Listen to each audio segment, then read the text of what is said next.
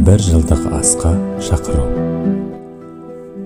Анамыз Абылқасым қызы Бибарап.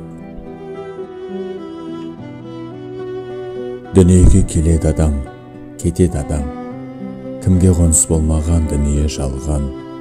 Алланың бұйрығына дауа бар ма? Өзі берген өмірін өзі алған.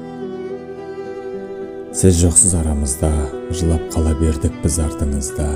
Орның қалда ойсырап асыл анам. Не қыларсың, не істерсің бұл тағдырға? Не істерміз, өмірге бағынамыз, еске алып, өзіңді жабығамыз.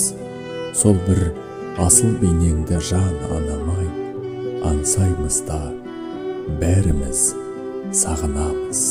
Құрметті ағайын туыс бауырлар, құда жекжат, дос жаран және анамыздың көзін көрген барша жамағат. Сіздерді 29 қазан 2023 жылы сағат 12:00-де өтетін анамыз Абылқасым қызы Бибараптың рухына бағышталған бір жылдық кәдесіне шақырамыз. Мекен жайымыз Түркістан облысы Жетісай ауданы, Асығата кенті, Әл-Фараби көшесі 1, Ақсарай тойханасы. Еске алушы Мәуленқұловтар әулеті.